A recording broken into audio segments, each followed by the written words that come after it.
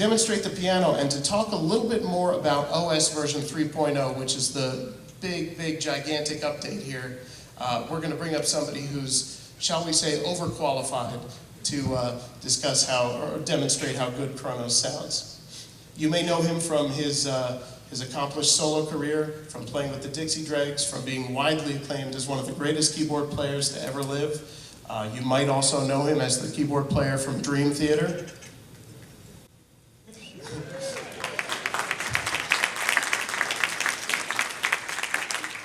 Korg knows him as a friend. Please help me welcome Jordan Rudess.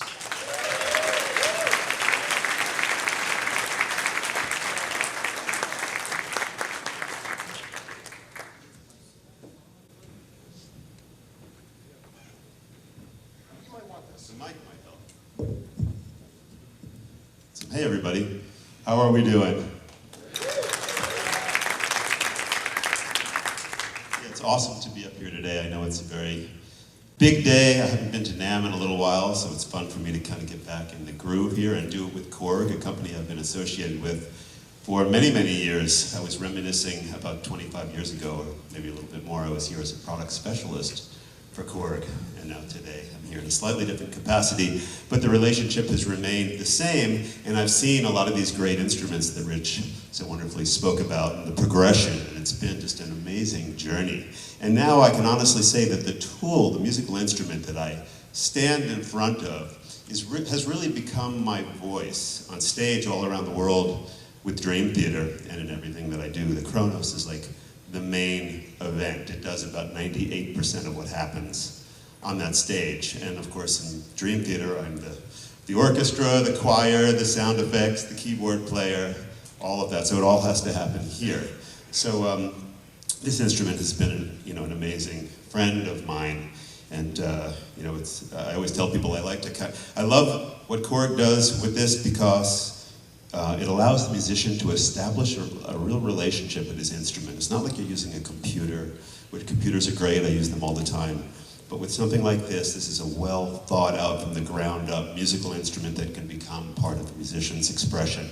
So that's why I'm here today. And yeah, as Rich said, I'll tell you a little bit more about what's in this very beautiful new Kronos. For one, the first thing that I'm going to highlight is the fact that there's a really cool new piano sound. It's called the Berlin Grand, and it's, let's see, get some sound. Very meaty on the bottom. Some nice shiny highs.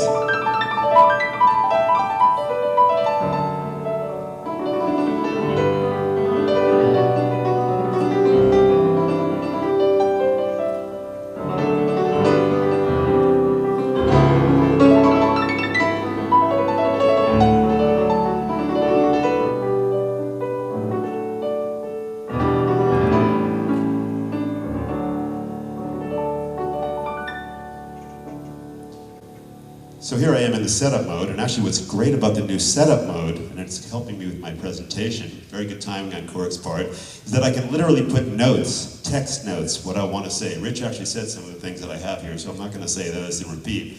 But so one of the things that I want to remember to tell you is that now we went on the Kronos from the SGX1, now is the SGX2. So what that basically means in English is that you have a string resonance that's possible for all the pianos, and you also have an una corda sound, which is possible. So una corda, for those of you who are not totally in the piano world, that's your soft pedal. It's the pedal all the way to your left. So this is the regular sample. If I hit that, all of a sudden we're in the soft pedal world for gentle passages.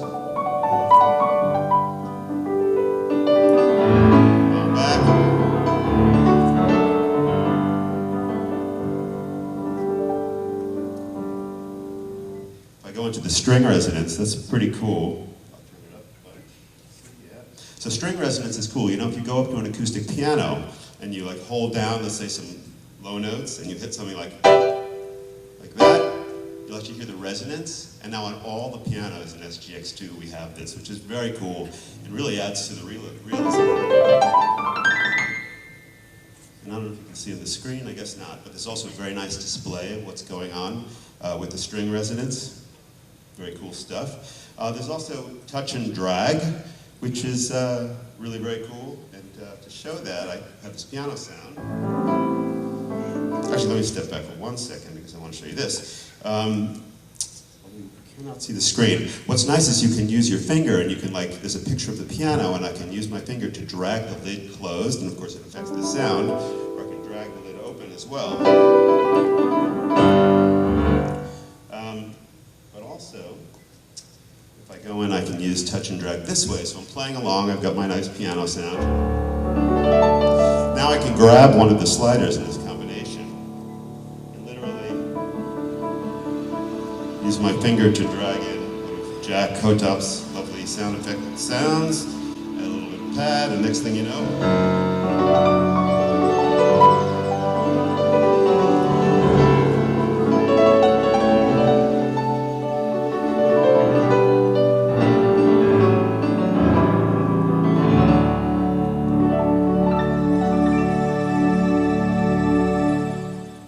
that's actually the Close to the Edge sound. Some of you know the album Close to the Edge is a very great patch, part of the series that where we give you sounds from famous songs. It's awesome. One of the things that's very helpful in my work, and I love the fact that we added this for the new Kronos, is this full metering. So wherever you are, I'm playing a huge sound like this. Let's go into the combination mode here.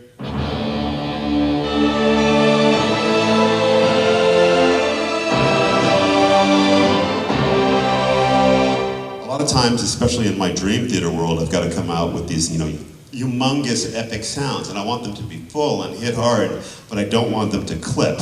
So now everything that you do is basically represented by a meter, which is awesome. So I can see my levels at every stage of it, all the volumes in each of the 16 parts. I can go into the effects and see how hard it's hitting those. So it makes doing things like this even more kind of friendly.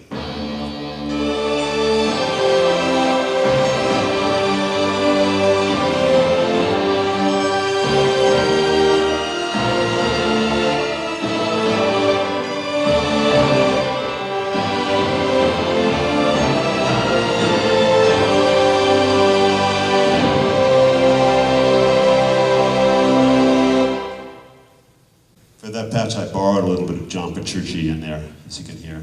One day I said to him, it'd be really cool if in Dream Theater we could actually have a little bit of your chunk.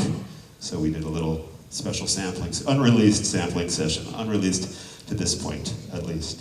So I want to play some music for you, so I'm just going to talk quickly about a couple of other things that I wanted to mention. One is the search mode. The search mode is absolutely awesome. You can be in the program mode, in the combi mode, if you're looking for like a dream sound or something like that, or you have a patch and it's called analog something.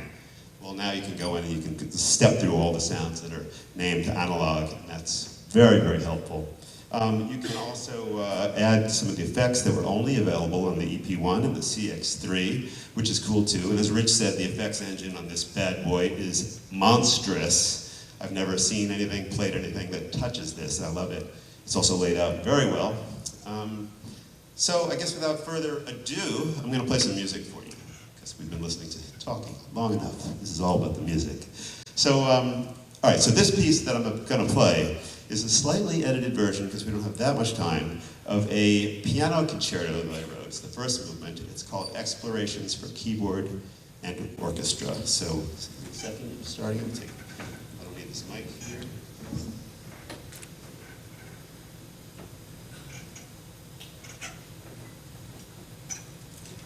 And there's some backing tracks too, so you know, so there's no mysteries. But the piano, it's a piano concerto, so you'll know what's going on. Okay?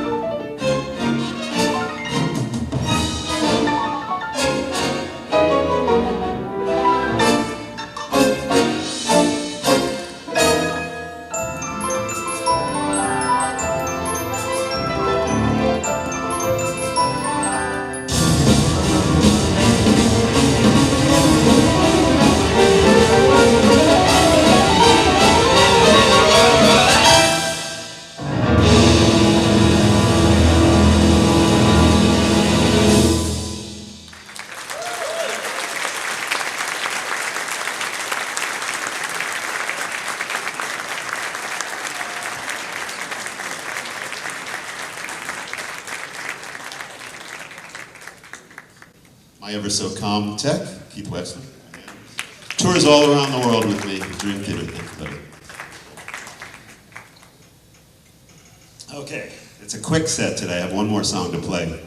This does not feature the piano sound, although it features some other sounds that I really love, particularly my lead sound. And my lead sound is very important to me in my world. It's kind of like one of my expressions in addition to the piano. So this is kind of a teaser also. This is a tune I wrote for this new group that we're premiering at Korg. I'm very excited. We're going to be playing in the sound booth. You can check the schedule. Please come check it out. It's 3 amazing keyboard players. Some of you know Marco Parisi because he does a lot of stuff for Korg. Some of you also might know Aaron Boschbu, who's here, also my orchestrator and arranger. And he helped with Explorations, did the orchestration. Give him a big hand. Yeah, he's awesome. So, yeah, and drummer Elijah Wood. So we're going to be playing on Thursday, Friday, Saturday at the booth. And this next song is a song I wrote for that. And I'm going to turn you on to it. Here we go.